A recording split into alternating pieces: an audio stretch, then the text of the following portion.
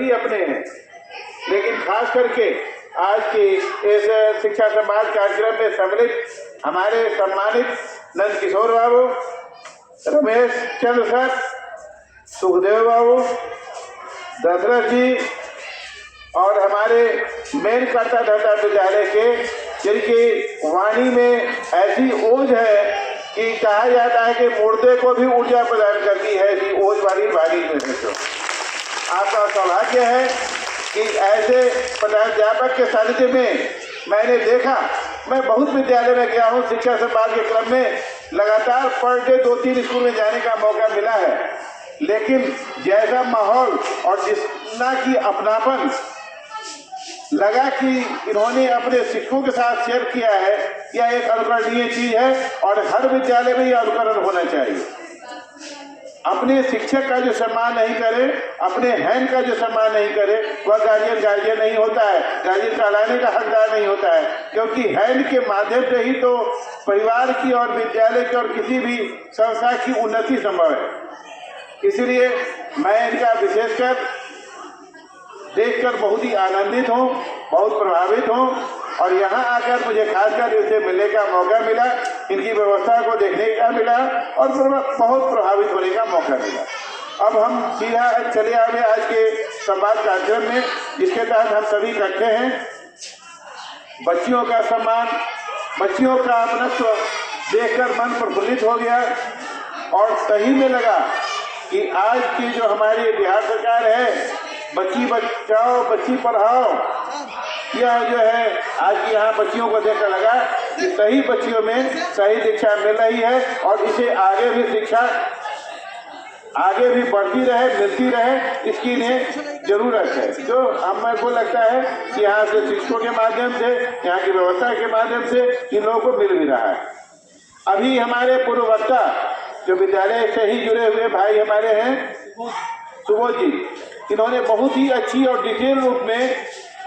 22 point जिस पर शिक्षा संवाद कार्यक्रम आधारित है, जो विद्यालय में जो हमारे जो योजनाएं, विभिन्न योजनाएं संचालित हैं, जिससे कोई ऐसे लोग नहीं हैं कि इन्हें अलग से गिनाया जाए। हर विद्यालय में संचालित हैं, एक विद्यालय नहीं, पूरे राज्य स्तरीय जितने भी विद्यालय हैं सभी में शिक्षा विभाग की तरफ से आयोजित हैं। उन्हीं की जानकारी शिक्षकों से हम शेयर कर रहे हैं, एक दूसरे में बांट रहे हैं, जिसमें विभिन्न योजनाओं के बारे में उन्होंने कहा और हर विद्यालय के हर बच्चे और बच्चियां इसी को जानती हैं, समझती हैं। जैसे कि प्राइमरी स्कूल है, उसमें एमडीएम की व्यवस्था है, मध्याह्न भोजन की व्यवस्था है, पोशाक योजना है, पोशाक ऐसी महत्वाकांक्षी योजना है कि कहीं भी ऊंच नीच की भाव नहीं हो और यह होनी भी नहीं चाहिए किसी भी शिक्षा संस्थान में। ऊपर भी आप पहले भी सुने हैं कि राजा महाराजा के समय में, जिस समय हमारे भगवान राम या कृष्ण ये जो थे, ये भी जाते थे और आश्रम में रहते थे और एक रूपता की भावना उनमें होती थी। न वहाँ कोई राजा होता था, न कोई रंग होता था। इसी को ध्यान में रखते हुए पोशाक की